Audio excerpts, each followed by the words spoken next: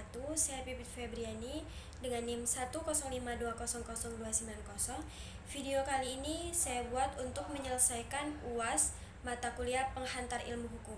Soal yang pertama, jelaskan definisi sumber hukum, macam-macam sumber hukum, dan contohnya.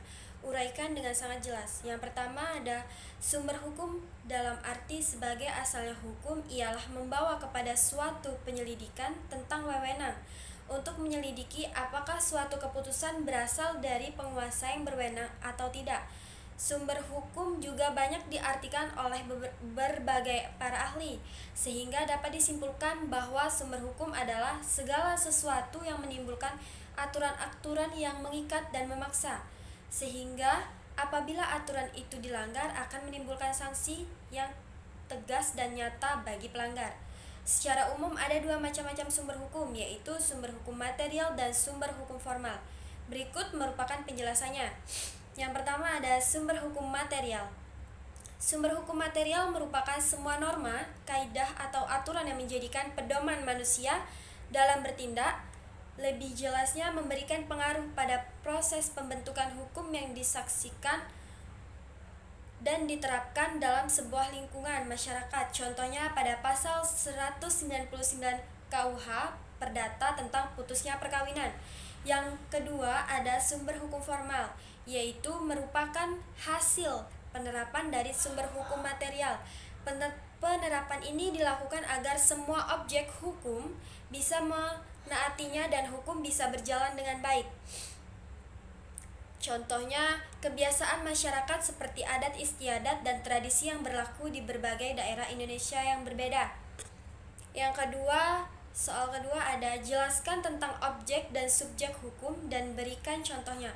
Uraikan dengan sangat jelas.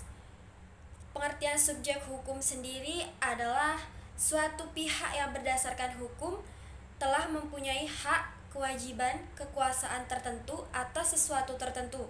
Pada dasarnya, subjek hukum terbagi menjadi dua, yaitu orang dan badan hukum.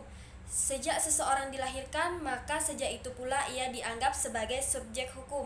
Bahkan, janin yang masih ada dalam kandungan bisa dianggap sebagai objek hukum jika ada kepentingan yang menghendakinya.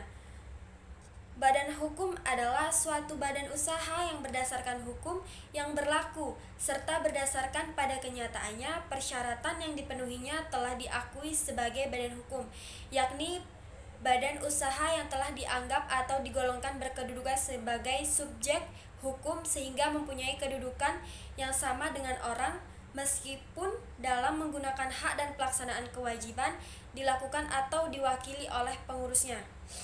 Contohnya, badan hukum yang menjadi subjek adalah badan-badan hukum yang berbentuk PT, yayasan, CV, firma, dan lain-lain sebagainya. Pengertian objek hukum adalah segala sesuatu yang menjadi sasaran pengaturan hukum di mana segala hak dan kewajiban serta kekuasaan subjek hukum berkaitan di dalamnya. Sebagai contoh, benda-benda ekonomi yaitu benda-benda untuk dapat memperolehnya membutuhkan pengorbanan terlebih dahulu. Soal nomor 3, jelaskan tentang hak dan kewajiban. Uraikan dengan memberikan contoh. Hak adalah segala sesuatu yang harus didapatkan oleh setiap orang dan telah didapatkan sejak lahir, bahkan sebelum lahir. Sementara kewajiban adalah sesuatu yang wajib dilaksanakan seseorang. Orang yang menjalankan kewajiban berbentuk mendapatkan haknya. Dengan tidak adanya kewajiban, hak menjadi tidak signifikan dan kewajiban menjadi sia-sia dan tidak ada hak. Jenis hak menurut sumbernya ada hak legal dan hak moral. Yang pertama, hak legal. Hak legal adalah hak yang didasarkan atas hukum dalam salah satu bentuk.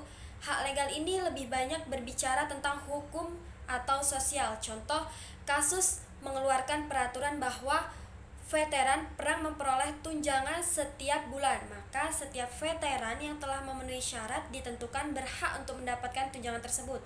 Sedangkan hak moral didasarkan atas prinsip atau peraturan etis saja. Contohnya kasus Jika seseorang majikan memberikan gaji yang rendah kepada wanita yang bekerja di perusahaan, padahal prestasi kerjanya sama dengan pria yang bekerja di perusahaan. Nah, contoh hak moral ini bersifat individu. Jenis kewajiban menurut sumbernya ada kewajiban moral dan kewajiban hukum. Kewajiban moral sendiri adalah kewajiban yang harus dipatuhi tetapi secara hukum tidak terikat untuk mematuhinya. Kalau kewajiban hukum adalah kewajiban yang sudah terkait dalam hukum yang berlaku. Seseorang secara hukum terikat untuk melakukan kewajibannya. Hukum, jika dia tidak melakukannya, orang tersebut akan diberi sanksi oleh negara. Merupakan kewajiban hukum setiap warga negara untuk menunjukkan ketaatan dan konstitusi, perintah dan membayar pajak secara teratur dan jujur. Soal nomor 4, jelaskan tentang peristiwa hukum, hubungan hukum dan akibat hukum, uraikan dengan memberikan contoh. Secara sederhana, peristiwa hukum itu adalah sebuah peristiwa yang dapat menggerakkan hukum atau menimbulkan akibat hukum. Tidak semua peristiwa dapat dikatakan sebagai peristiwa hukum. Contoh peristiwa hukum: kelahiran, kematian, jual beli, dan sewa menyewa.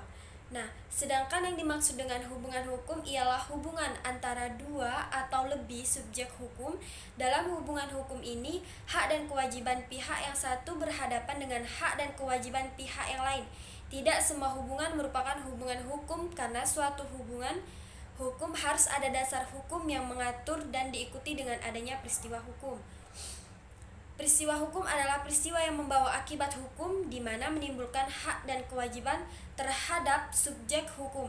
Hubungan antara hukum subjek hukum tersebut dinamakan hubungan hukum. Terima kasih. Sebelumnya maaf jika ada kesalahan. Wassalamualaikum warahmatullahi wabarakatuh.